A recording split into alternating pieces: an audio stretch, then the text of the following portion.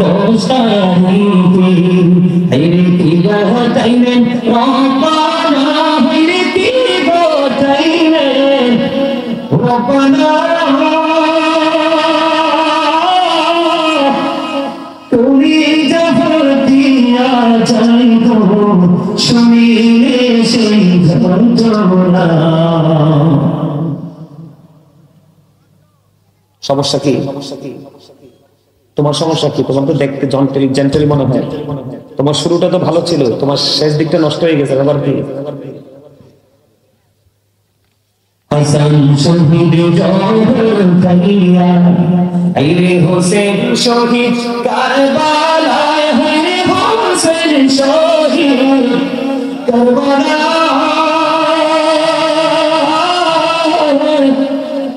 জয়নাল আবির রইল বন্দি এই জিদের জেলখানা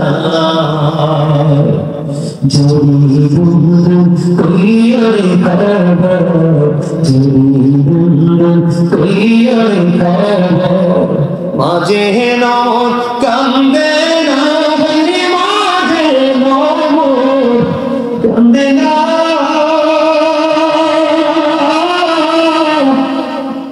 মনে দুঃখ রইল মনে মার তো দেখা পাইলাম না মহুরারি জিয়া গোরারি মহুরারি জিয়া গোরারি রারি বিবি সকিনা হরে রারি বিবি এক ঘরে তিনজন রারি কবি সোনার মদিনা রোনারে জয়নাল রোনারে জয়নাল তুমি জয়নাল ময়ূরানা হরে তুমি জয়নাল তুমি জয়নাল গেলে গোয়ারা নবী বংশ থাকবে না মোহরমে সবাই এই মোহরমে কি ঘটাইলেন রব্বানা হরে কি ঘটাইলেন তুমি যখন দিয়া যাইব বলিতে সেই ঘটনা।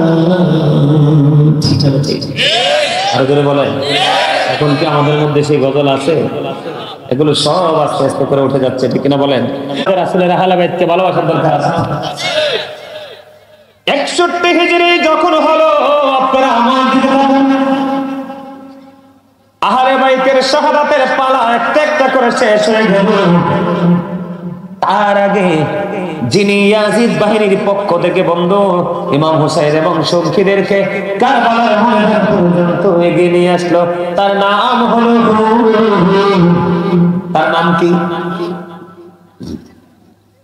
তিনি বুঝতে পারলেন ইমাম হুসাইনকে কাছে আনার পরে কুফার মধ্যে নিয়ে যাওয়ার পরে তিনি বুঝতে পেরেছেন তিনি অন্যায় করেছেন, তিনি জুলুম করেছেন, নিজের উপর নিজে অত্যাচার করেছেন।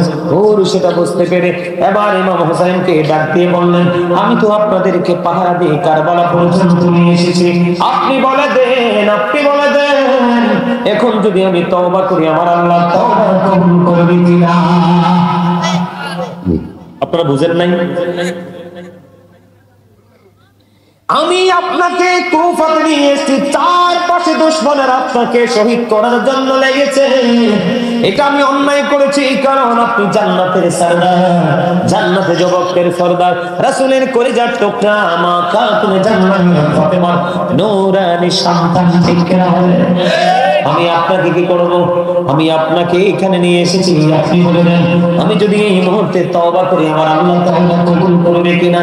এবার হুরকে ডেকে ডেকে বললেন, আমি ইমাম হুসাইন একটা ডাক দিয়ে বললেন, তুমি যদি সত্যি যদি হৃদয় থেকে তওবা করো আমার আল্লাহ তোমার তওবা কবুল করবে। সুবহানাল্লাহ, আর জোরে বলেন সুবহানাল্লাহ।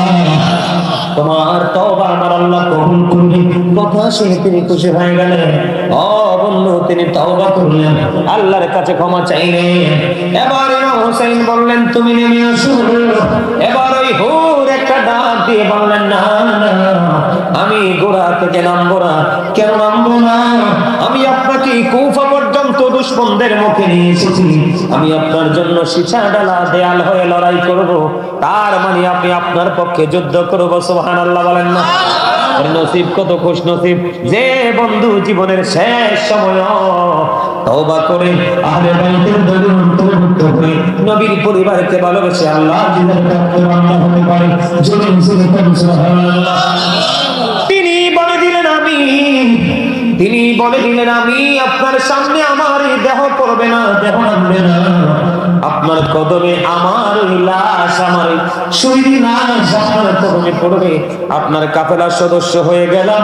আমি যদি শহীদ হইতে হয় আপনার কাফেলা থেকে সবার আগে আমি শাহাদাত বরণ করব। বন্ধু, একটা একটা করে অনেক কিছু হলো। ফুরাত নদীর পানি বন্ধ করে দিল। একটা একটা করে বন্ধু অনেক প্রতিকূলতা সৃষ্টি হলো।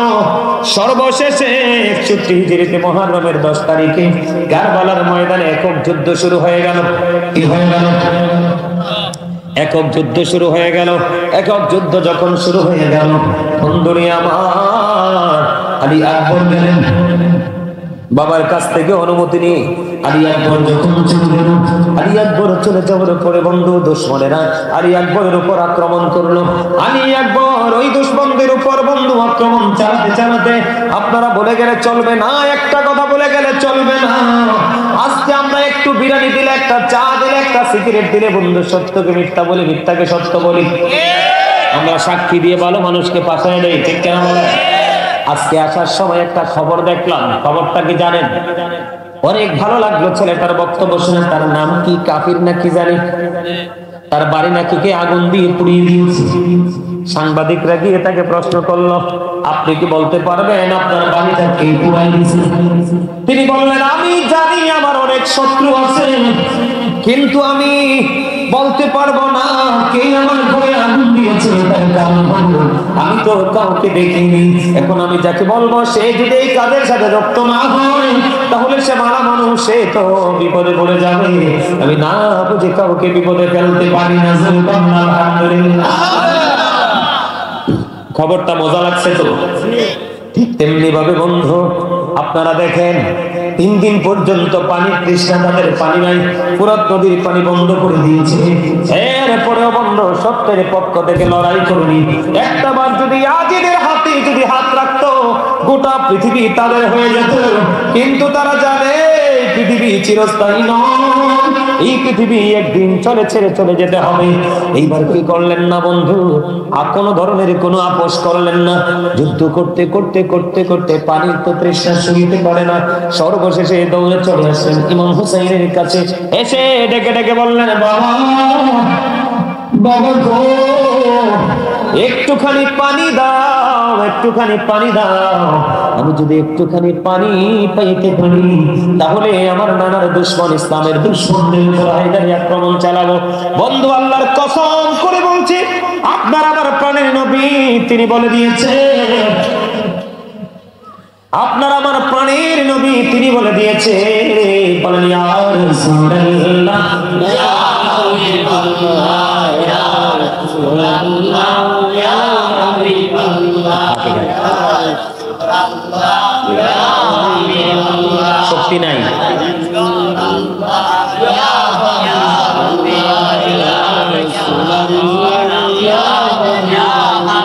الصلاة والسلام عليك يا رسول الله। الحمدلله। আরেকটু মহব্বতে মৌমাছি গুনগুন গান গাইতে গাইতে যে এক জায়গা থেকে আরেক জায়গা যাইতে শোনেননি? আওয়াজটা শুনেছেন? কত স্ট্রং 19-20 আছে। আপনি আমিও তো জান্নাতের বাগানে, প্রেমের বাগানে মৌমাছি হয়েই তো আসছি। কথা বলে না? ভুল বললাম? আপনাদের দুরূদ করার ধরন এমন কেন? মজা হয় না? এইভাবে আমল করে সফলতা বলতে না, এই উজাড় করে করতে হবে যেটা এখন। কি করে? হৃদয় উজাড় করে। এবার বন্ধু ইমাম হুসাইন একটা ডাক দিয়ে বললেন, বাবা আমার যখন পানির তৃষ্ণা লাগতো, আমার নানা, তার মানে আপনার আমার প্রাণের নবী, আমার নানা জিহ্বা মুবারক বের করে দিত, আমি আমার নানার জিহ্বা মুবারক চষে তৃষ্ণা পেয়েছি। বাবা আমি তোমাকে, তুমি যেমন তৃষ্ণার্ত আমিও তো তেমনি পানি নাই, আমিও তো তেমনি পানি পাই না। বাবা গো, আমি আমার শুষ্ক জিহ্বাটা বের করে দিলাম, তুমি একটু চষে নাও বন্ধু। কেমন করে সহ্য করবে মুমিন? ইসলাম তো এমনি এমনি আপনার আমার কাছে আসেনি, আজকে আপনি আমি সেই ইসলাম নিয়ে কত তামাশা করছি। এবার বন্ধু ইমাম হুসাইন রাদিয়াল্লাহু তাআলা আনহু আলী আকবরের দিকে বন্ধু জিহ্বাটা বের করে দিল। আলী আকবর জিহ্বা চষলো, কিন্তু জিহ্বাতে তো কিছু নাই। বাবার যেমন অবস্থা ছিল তেমন অবস্থা। ও হুসেনাবাদের মানুষ, আমার ভাই, আমার বাবা, আমি আমার বন্ধুকে ডেকে ডেকে বলছি, সহ্য করা যায় না, কোন মুমিন কখনো সহ্য করতে পারে না। বন্ধু তারপরেও সত্যের পক্ষে দেখেছেন, মিথ্যার কাছে নিজের মাথা নত করেন নাই। এবার বন্ধু বাবার জিহ্বাটা বের করে দিল ইমাম হুসাইন। জিহ্বাটা বের করে দিতে দেরি, এবার বন্ধু জিহ্বা চষে আবার যুদ্ধের ময়দানে চলে গেল। যুদ্ধের ময়দানে যুদ্ধ কিছুক্ষণ করে আলী আকবর শাহাদাত বরণ করে ইন্না লিল্লাহি ওয়া ইন্না ইলাইহি রাজিউন। আলী আকবর করে 4 টুকরা শহীদ হয়ে গেল। এবার বাবা বলে ডাক দিলেন, ডাক দেওয়ার পরে ইমাম হুসাইন চলে গেলেন, কিন্তু কিছুই তো করতে পারলেন না। তার এই পবিত্র দেহ থেকে বন্ধু তীর টানে বের করলো। ওই বন্ধু কুফার মরুভূমিতে রক্তের বন্যা হয়ে গেল। ও বন্ধু নিজের চোখের সামনে নিজের কলিজার টুকরা শাহাদাত বরণ করলো। কাঁধে করে ওই নিজের কলিজার টুকরা সন্তানের লাশ ওই তাঁবুর দিকে নিয়ে আসলো। আল্লাহু আকবার, আল্লাহু আকবার। এবার আলী আকবর শাহাদাত বরণ করলো। ওনার ওই দেহটা বন্ধু কোথায় রাখলেন? তাঁবুর কাছে রাখলেন। রাখার পরে এবার হযরতে হাসান রাদিয়াল্লাহু তাআলা আনহুর কলিজার টুকরা হযরতে কাসিম রাদিয়াল্লাহু তাআলা আনহু দৌড়ে চলে আসলেন। এসে বলতেছে, চাচা, চাচা গো, আপনি আমাকে অনুমতি দিন, আমি সত্যের পক্ষে লড়াই করে অন্তর্ভুক্ত হয়ে যাই। ইমাম হুসাইন একটুখানি আপত্তি করলেন। কি করলেন? একটুখানি আপত্তি করলেন, আমার ভাই নাই, আমি তোমাকে কেমন করে অনুমতি দিই? সর্বশেষে ইমাম হুসাইন রাদিয়াল্লাহু তাআলা আনহু তার কলিজার টুকরা ভাই হাসান রাদিয়াল্লাহু তাআলা আনহুর সন্তান হযরতে কাসিম রাদিয়াল্লাহু তাআলা আনহুকে অনুমতি দিলেন। দেওয়ার পরে তিনিও যুদ্ধের ময়দানে চলে গেলেন। যুদ্ধ করতে করতে করতে করতে একটা পর্যায়ে হযরতে কাসিম রাদিয়াল্লাহু তাআলা আনহু শাহাদাত বরণ করলেন। ইন্না লিল্লাহি ওয়া ইন্না ইলাইহি রাজিউন। ধীরে ধীরে বন্ধু এবার কি করলেন ইমাম হুসাইন ভাতিজার ওই যে দেহ শাহাদাত বরণ করেছে পড়ে আছে পবিত্র দেহ, এবার ওই চাচা কি করলেন ভাতিজার ওই পবিত্র দেহটাকে কাঁধে করে বন্ধু তাঁবুর দিকে নিয়ে আসতেছেন আর বলতেছেন, বাবা গো, আমি তো তোমাকে সাহায্য করতে পারিনি। এই কথা বলার পরে বন্ধু এবার তার লাশটা ওই তাঁবুর কাছে রাখলেন। এই দিক দিয়ে বন্ধু জয়নব এসে প্রশ্ন করলেন, আপনি কি প্রস্তুতি নিয়েছেন? এবার ইমাম হুসাইন রাদিয়াল্লাহু তাআলা আনহু ডাক দিয়ে বললেন, আমার প্রস্তুতিটা কেমন আমি কেমন করে বলবো? আমার প্রস্তুতিটা হলো এমন, আমার মধ্যে একটা তন্দ্রা আসছিল। কি আসছিল? কথা বলে না, ঘুম ঘুম ভাব, মানে একবারে ফাইনাল ঘুমের আগে একটা ভাব আসে কিনা? আমার মধ্যে তন্দ্রা এসেছে।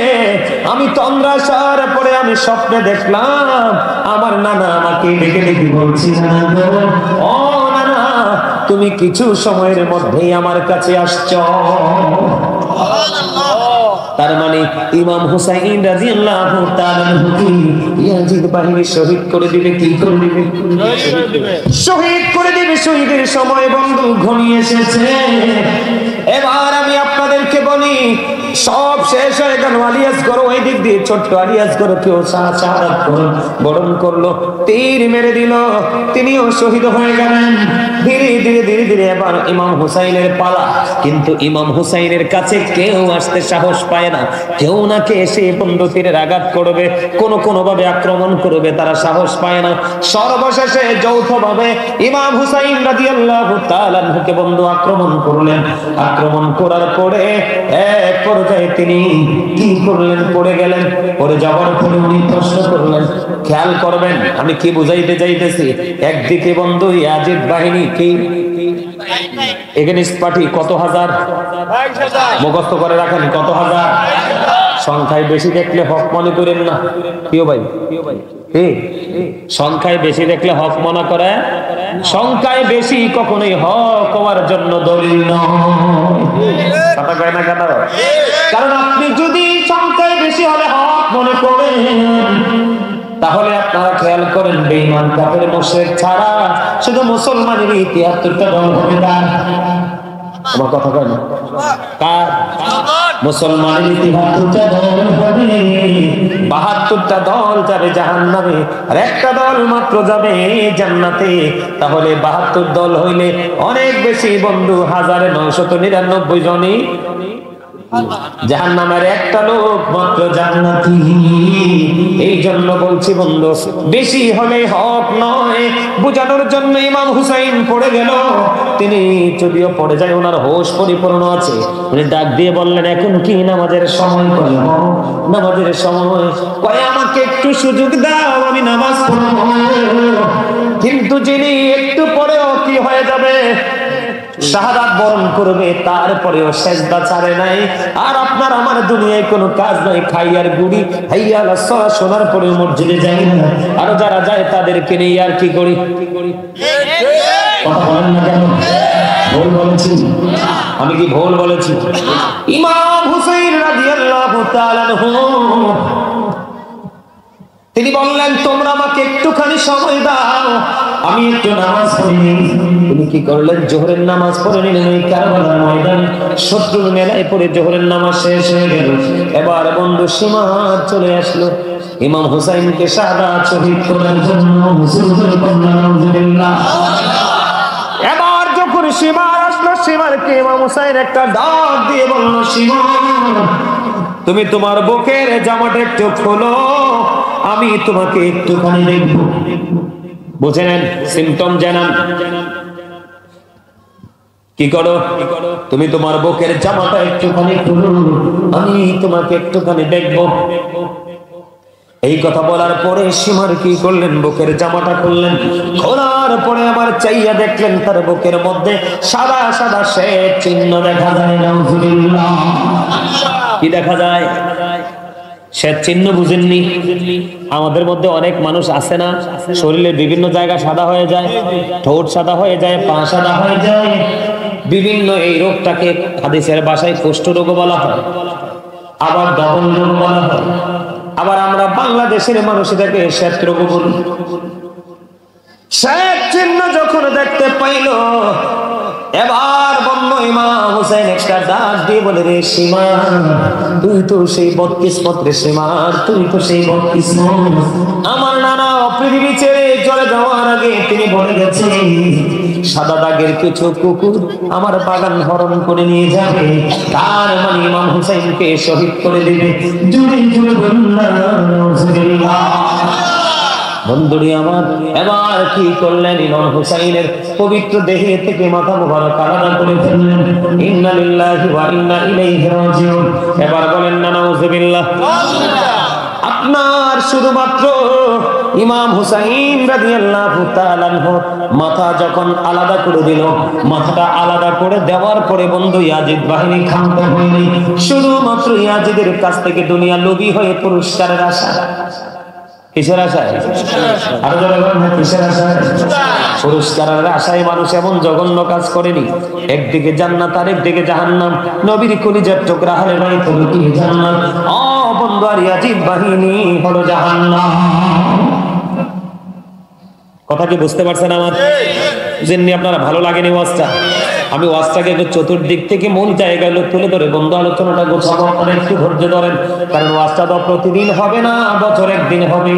অনেক জায়গায় মাহফিল অনেক বছর করার পরে বন্ধ হয়ে গেছে। তবে এখন বাংলাদেশের যে কোনো জায়গায় যাই, জান্নাতের বাগানগুলোর ক্ষেত্রে বন্ধু যুবকরা বেশি ভূমিকা রাখে। যেখানে যাই যুবকদের আগ্রহ বেশি, তাদের পরিশ্রম বেশি। এখানে আলহামদুলিল্লাহ, এখানেও নাকি আপনাদের যুবকদের অনেক আগ্রহ।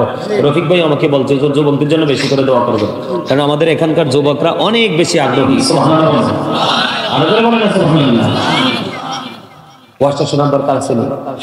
কথা বলেন না কেন? বলছে না? আবার কি করলেন? দেহ থেকে বন্ধ মাথাটা আলাদা করে দিল।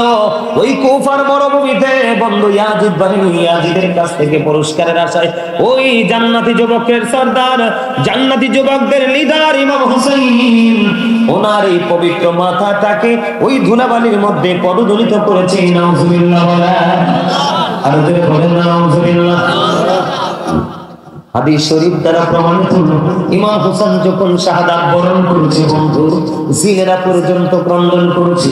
সূর্য গ্রহণ হয়েছে, অন্ধকার হয়ে গেছিল সেদিন। সেই সময়টা মনে হয়েছিল যেন তখনই কিয়ামত কায়েম হয়ে যাবে। ও বন্ধু, ইমাম হুসাইনের শাহাদাতে আসমান কেঁদেছে, জমিন কেঁদেছে। ও বন্ধু, ফেরেশতারা কেঁদেছে, জিন জাতি কেঁদেছে বন্ধু। শুধু তাই নয়, ইমাম হুসাইনের শাহাদাতের সঙ্গে সঙ্গে সিরিয়ার যে কোনো পাথর সরালে তাজা রক্ত প্রবাহিত হতো। কথা কয় না কেন? আরো জোরে বলেন না। ঝুলন্ত পাথর আছে না নাই? আপনারা জানেননি ঝুলন্ত পাথরের খবর? ওই ঝুলন্ত পাথর থেকে পর্যন্ত রক্ত প্রবাহিত হয়েছে। তাহলে ইমাম হুসাইনের শাহাদাত কেউ মেনে নিতে পারে এবং আমার আল্লাহ মেনে নিতে পারেনি। কিন্তু ইমাম হুসাইন উজ্জ্বল দৃষ্টান্ত স্থাপন করেছে। নানা উম্মত গুলোকে মুক্তি দেওয়ার জন্য, শান্তি দেওয়ার জন্য, তারা সত্যের ঝান্ডা উড্ডীন করার জন্য, মিথ্যাকে চিরতরে নিশ্চিহ্ন করে দেওয়ার জন্য জীবন দিয়ে দিয়েছে। তারপরেও পৃথিবীর লোভের কাছে তারা মাথা নত করে না। এটাই হলো ইমাম হুসাইনের শহীদ থেকে সবচেয়ে বড় শিক্ষা। ধীরে ধীরে কন্যা ঠিক না বেঠে? আরো ধরে বলেন ঠিক না? বন্ধুরে আমার, আপনারা আমার দিকে তাকান।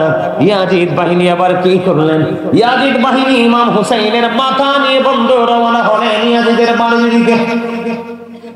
কোন দিকে? ইয়াজিদের বাড়ির দিকে যখন রওনা হলো, যাইতে যাইতে বন্ধু সন্ধ্যা হয়ে গেল।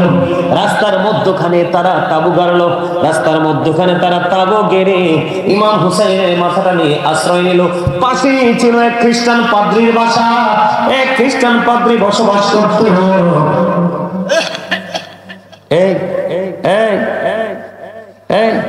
তোর মোবাইলটা পকেটে ঢুকা, নাহলে কিন্তু আমি মোবাইলটা নিয়ে যাবো। আমি কিন্তু তোমার তামাশা চাইতেছি। বেয়াদব কোথাকার, কারবালার ওয়াজ করি বেয়াদবের মতো হাসে। এগুলো মুনাফিকের আচরণ। কারবালার আলোচনা শুনলে কোনো দল মত নাই, একমাত্র ইয়াজিদ বাহিনী ছাড়া কেউর মন শান্তি থাকে না। কথা বলেন না কেন?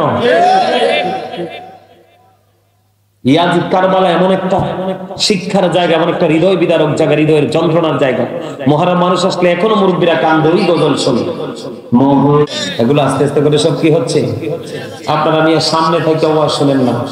আমি এখন থেকে 40 মিনিট আগে একটা ফোন রিসিভ করেছিলাম, এখনো 40 মিনিট হচ্ছে তিনি আমার আলোচনা শুনতেছেন, বলতে পারতাম না। এখন মোবাইল ধরে দেখি তিনি লাইনে আছেন, কোন জায়গার কি অবস্থা, কেন ফোন করছে জানি না। ফোনটা যখন দিল ভাবছি রিসিভ করে দেই, উনি ফোনটা রিসিভ করলে তো অবশ্যই ওয়াচ করে দেখলে কেটে দিবে, কিন্তু উনি কাটে নাই। এখন মোবাইল ধরে দেখি 40 মিনিট, প্রায় 41 মিনিটের কাছাকাছি। সুবহানাল্লাহ বলবেন না? এটার নাম হলো প্রেম। কি? এটার নাম হলো প্রেম, এটার নাম হলো ভালোবাসা, এটার নাম হলো তাকওয়া, এটার নাম হলো বন্ধু, আর এটার নামই সর্বশেষ বলে সফলতা। কি বন্ধুরে আমার, ওই ইয়াজিদ বাহিনী কত এখনো বর্তমানে আপনি দেখবেন ইয়াজিদ বাহিনীর প্রেতাত্মা যারা আছে তারাই দেখবেন তারা দুনিয়া নিয়ে কাজ করে কিনে। দেখবেন তারা একটু খাইলে একটু পাইলে দেখবেন সব ঈমান আমল সব বিক্রি করে চলে যায়। আমাদের মধ্যে আছে না? সাধারণ মানুষ করলে মানা যায়, কিন্তু মোল্লা যখন করে মানা যায় না। আমি আপনাদেরকে বলি, ইমাম হুসাইনকে শহীদ করছে কেন? ইমাম হুসাইনকে শহীদ করছে কেন? ইমাম হুসাইন সত্যের প্রতীক ছিল। ইমাম হুসাইনকে যদি শহীদ করে দিতে পারে, ইয়াজিদ মনে করেছিলেন অনেক লম্বা সময় আমি পৃথিবীতে সময় পাবো। জোরে জোরে বলুন নাউজুবিল্লাহ। এবার কি করলেন? ও ইয়াজিদ বাহিনী তিনি রাস্তার মধ্যখানে তাবুদের অবস্থান করেন, কারণ সন্ধ্যা হয়ে গেছে আর সামনের দিকে আগানো যাবে না। পাশেই ছিল বন্ধু এক খ্রিস্টান পাদ্রী। ওই খ্রিস্টান পাদ্রী জানতে পারলেন ওই রাসূলের কলিজার টুকরা ইমাম হুসাইন জান্নাতের সাদাটা কাইটা নিয়ে যাচ্ছে পুরস্কারের আশায় ইয়াজিদের বাড়ির দিকে। জোরে জোরে বলুন নাউজুবিল্লাহ। ওই খ্রিস্টান পাদ্রী সহ্য করতে পারল না, তার মনের ঘরে বন্ধু যন্ত্রণা ধাও ধাও করে যন্ত্রণাটাকে তারা করছে। এবার ওই খ্রিস্টান পাদ্রী বের হয়ে আসলো, আসার পরে বললেন আমাকে শুধু তুমি একটা রাতের জন্য ওই ইমাম হুসাইনের মাথাটা শুধু দিবা, আমি তোমাকে বিনিময় দিব 10,000 দিরহাম। কত হাজার দিরহাম? 10,000 দিরহাম আমি তোমাকে দিব। ও বন্ধু, এই কথা বলার পরে এবার ইয়াজিদ বাহিনী কত লোভী, এবার তারা কি হয়ে গেল? রাজি হয়ে গেল। কি হয়ে গেল? রাজি হয়ে গেল। 10,000 দিরহাম যখন বন্ধু 10,000 দিরহাম দেওয়ার পরে এবার ইমাম হুসাইনের মাথাটা, পবিত্র মাথাটা ওই খ্রিস্টান পাদ্রীর কাছে দেওয়া হলো। এবার এই খ্রিস্টান পাদ্রী কি করলেন? ইয়াজিদ কিন্তু মুসলমান। নাউজুবিল্লাহ। এমন মুসলমান দিয়ে কোনো লাভ আসেনি, আপনার আমার কোনো লাভ আসেনি। ইয়াজিদ বাহিনী মুসলমান, ইয়াজিদ মুসলমান, আমির মুআবিয়ার ছেলে। আমির মুআবিয়া ছিলেন একজন নবী প্রেমিক। এবার বন্ধু 10,000 দিরহামের বিনিময়ে যখন ওই খ্রিস্টান কি করলো, খেয়াল করেন, খ্রিস্টান মহব্বত করে নবীর কলিজার টুকরার মাথা নিতে আসলো বিনিময় 10,000 দিরহাম, আর মুসলমান নবীর কলিজার টুকরার হত্যা করে ফেললো, শহীদ করে ফেললো। এবার বন্ধু এবার কি করলেন? ওই খ্রিস্টান ইমাম হুসাইনের মাথাটা নিলেন, নিয়ে উঁচু একটা জায়গার মধ্যে রাখলেন, সবচেয়ে সুগন্ধযুক্ত পানি দিয়ে সুন্দর করে ধৌত করলেন। ধৌত করার পরে তিনি উপরে রেখে দিলেন একটা জায়গায়। নিচের দিক দিয়ে ওই ইমাম হুসাইনের পবিত্র মাথা মোবারক, চেহারা মোবারকের দিকে তাকায় আর সারা রাত ওই খ্রিস্টান পাদ্রী শুধু কাঁদলো। কেন কাঁদলো জানেননি? আহারে দুনিয়া লোভী মানুষ, ও পৃথিবী লোভী মানুষ, কি করলে রে? কি করেছো? রাসূলের কলিজার টুকরাকে কত নির্মমভাবে শহীদ করেছো, নির্লজ্জের মতো আবার পৃথিবীর সম্পদের জন্য পুরস্কারের আশায় ইয়াজিদের দিকে নিয়ে যাচ্ছ। এই কথা বলতে বলতে বন্ধু তাকায় রইল, আর চোখের পানিগুলো ঝর্ণার মতো ঝরতে শুরু করলো। বন্ধু কিতাব প্রমাণ করেছে, ওই খ্রিস্টান বলেছে তার বক্তব্যটা আমি পুরোটা পড়েছি, দেখেছি, সে বক্তব্য দিয়েছে। আমি ওই মাথাটার দিকে তাকায় রইলাম, আর চোখের পানি ঝর্ণার মতো পড়তে থাকলো। আমি চাইয়া দেখলাম সাদা ধবধবে নুরানি একটা পাখি যেন ওই ইমাম হুসাইনের মাথা মোবারক শুধু তাওয়াফ করছে। ও বন্ধু, আমার কাছে মনে হয় ওই ধবধবে নুরানি পাখি আমার প্রাণের নবী হতে পারে। ঠিক কিনা বলেন? কে হতে পারে? ও বন্ধু, এমন নির্মম শহীদ কেউ তো মেনে নিতে পারে না। ও বন্ধু, আপনারা জানেন না, জিনেরা পর্যন্ত কেঁদেছে। সূর্য গ্রহণ হয়েছে, অন্ধকার হয়ে গেছে, মনে হয় যেন কিয়ামত কায়েম হয়েছে। এমন ভয়ঙ্কর সিচুয়েশন ছিল, ওই সিরিয়ার যে কোনো পাথর সরালে রক্ত প্রবাহিত হতো। ইমাম হুসাইনের শাহাদাতে বন্ধু সব কিছু উলটপালট হয়ে গেছে। জোরে জোরে কন্যা একবার আল্লাহু আকবার, আর জোরে বলেন আল্লাহু আকবার। ইমাম হুসাইনকে কি করে দিল? শহীদ করে দিল। ইয়াজিদ তো মহা খুশি। নাউজুবিল্লাহ বলবেন না কেন? আর জোরে বলেন। ইয়াজিদ কিন্তু মহা খুশি, এত বেশি খুশি রে, যেই খুশির কথা বন্ধু শেষ করতে পারবো না, যেই খুশির কথা বলে বন্ধু শেষ করতে পারবো না, এত বেশি খুশি হলেন ইয়াজিদ। তিনি মনে করেছিলেন কি? তিনি মনে করেছিলেন ইমাম হুসাইন তো পথের কাটা কি হয়ে গেছে। শেষ হয়ে গেছে, আমি রাজত্ব করব, যুগ যুগ পৃথিবীতে বেঁচে থাকবো। আপনাদেরকে মেসেজটা দিয়ে যাই, ইমাম হুসাইনের শাহাদাতের পরে ইয়াজিদ মাত্র পৃথিবীর বুকে 2 বছর 8 মাস, মতান্তরে 3 বছর 8 মাস বেঁচেছিল। এটাকে একটা বয়স হইল নি? কথা বলেন না, এটাকে একটা হায়াত হইল না? মাত্র ছিল বন্ধু শারজুন বিন মানসুর, যিনি দিনের বেলা বানর নাচাতো, রাতের বেলা মদের আসর বসাতো, এবং মদের আসর বসাইয়া অসৎ মহিলাদের কিনে নাচ গানের আয়োজন করত। আরো জোরে বলনা। এখন আমি আবার সামনে দিয়ে যুবক ভাইয়েরা আছো, তোমাদেরকে বলি, আমি যদি তোমরা যুবক ভাই তোমরা আমার দিকে তাকাও, যুবক যারা আছো তোমরা দেখতে পাও বন্ধু, তোমাদের মসজিদের ইমাম সাহেব রাতের বেলা বানর নাচায়, দিনের বেলা বানর নিয়ে নাচানাচি করে, ভেলকি দেখায়। রাতের বেলা যদি দেখো তুমি যে সেই মদের আসর বসানো এবং অসৎ নারীদের কিনে নাচানাচি করলো গোপনে, তুমি কি তাকে নেতা মানবা? নাকি তুমি 3-4 জন মিলে এসে তাকে মসজিদে ঢুকলে ইচ্ছা মতো পিটাইবা? কথা কয় না কেন? তাহলে ইমাম হুসাইনের যুদ্ধ সঠিক না ঠিক? আর জোরে, যিনি নেতা হবে তার একজন ইমানদার মুসলমানের নেতা একজন নাউজুবিল্লাহ কোন মুসলমান কি সেটা মেনে নিতে পারে? ও বন্ধু, তার এটা মেনে নেয়নি। ইমাম হুসাইন দেখলেন ইসলাম কোরআন সুন্নাহর মুখ কোনো কিছু নেই, সবকিছু কবর দিয়ে বেঈমান কাফেরদের সংস্কৃতিকে সে প্রতিষ্ঠিত করতেছে। কারণ ইহুদি বন্ধু তার উপদেষ্টা। আমি আপনাদেরকে বলি, ওই যে মদের কথা বললাম, মদটা হালাল না হারাম?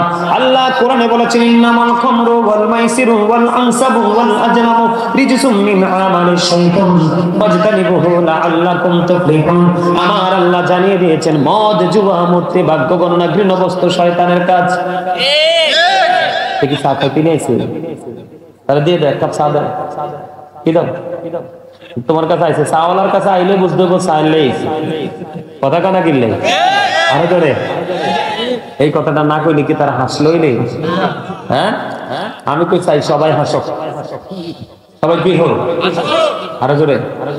রফিক ভাই এতক্ষণ কই আসলে? পেট কম লাগাইয়া পেট না যাবা?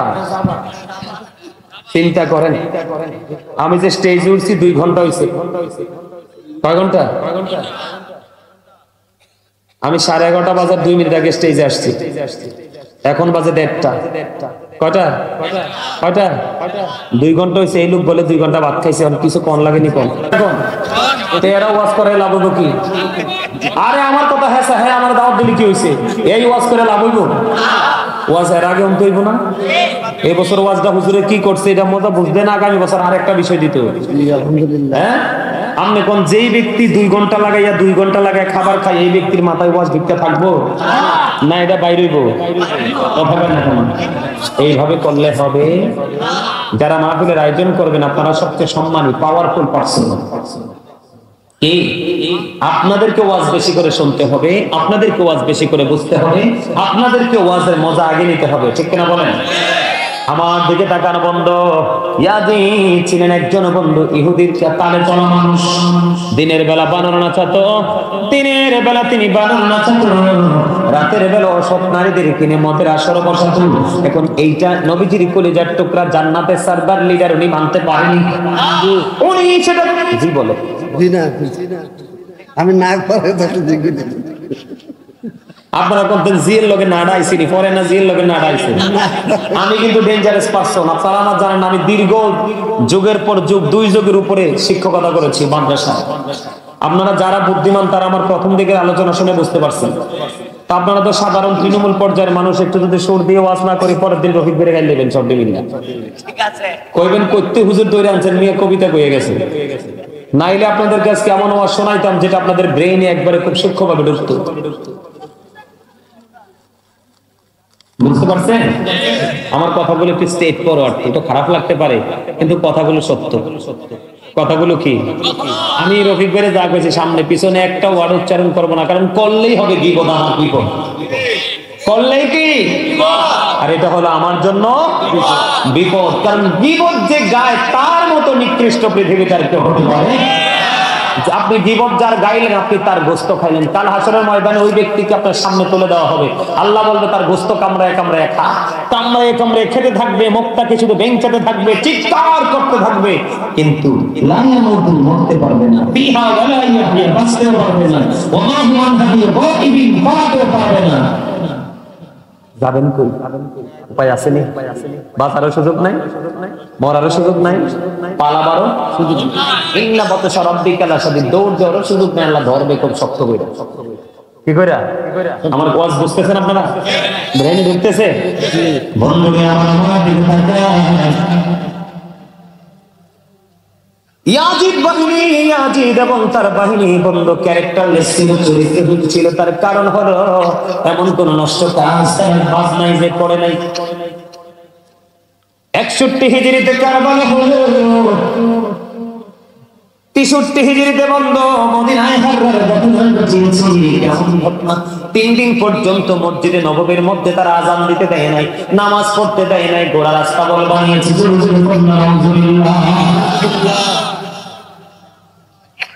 61 হিজরিতে রাসূলের আলে বাইতকে শহীদ করে দিয়ে 63 হিজরিতে তারা আরো প্রবল গুন্ডামি শুরু করে দিয়েছে।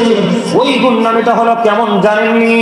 ওই ইয়াজিদ বাহিনীর তাণ্ডবে মদিনায় বন্ধু 1000-এরও বেশি মহিলা অবৈধ সন্তান প্রসব করেছে।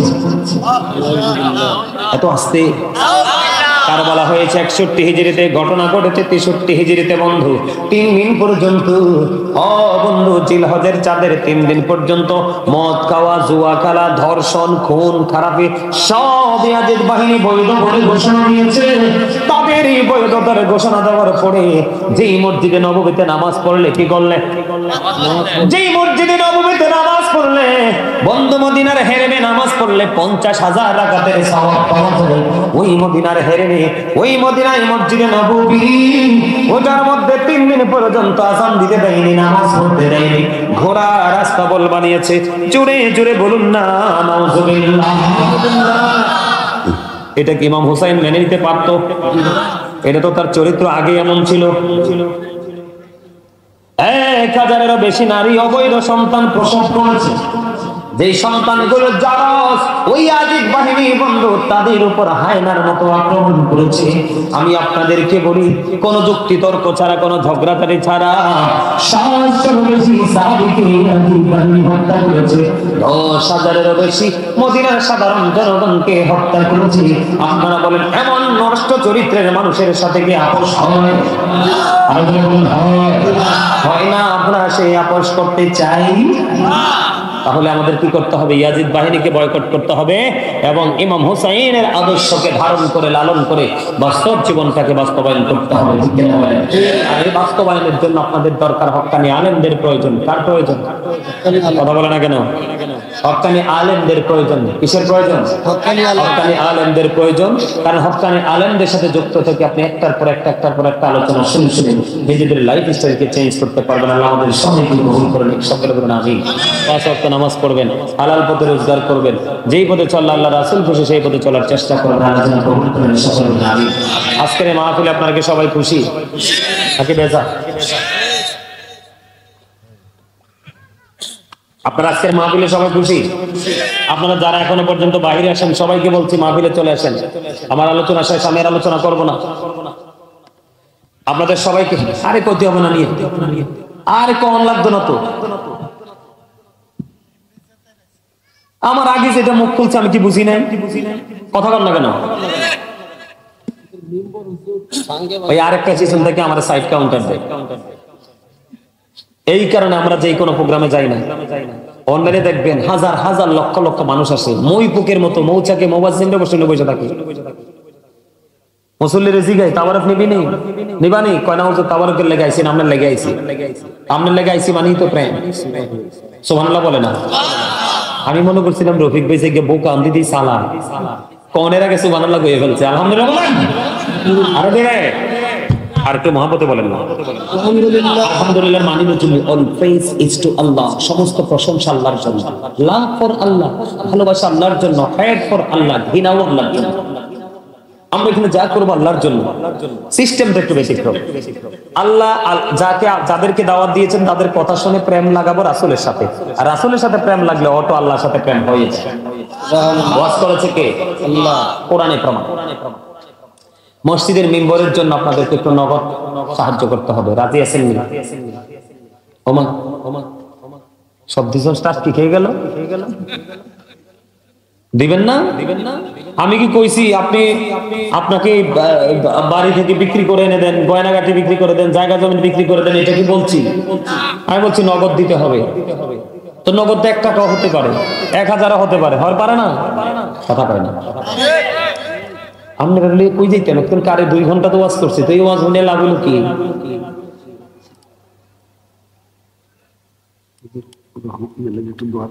আব্দুর রহমান ভাই 100 টাকা দিয়েছেন, মারহাবা। মারহাবা তো কয় না, আরো জোরে, শেষ ভালো যায়। এই মনে রাখবেন, কিছু দিলেই আপনি কিছু পাবেন, কিছু যদি না দেন তাহলে কিছুই পাবেন। কথা বুঝতে পারছেন? কি একটা মজা হইতো যদি একটা কোরআন শরীফ থাকতো এখানে।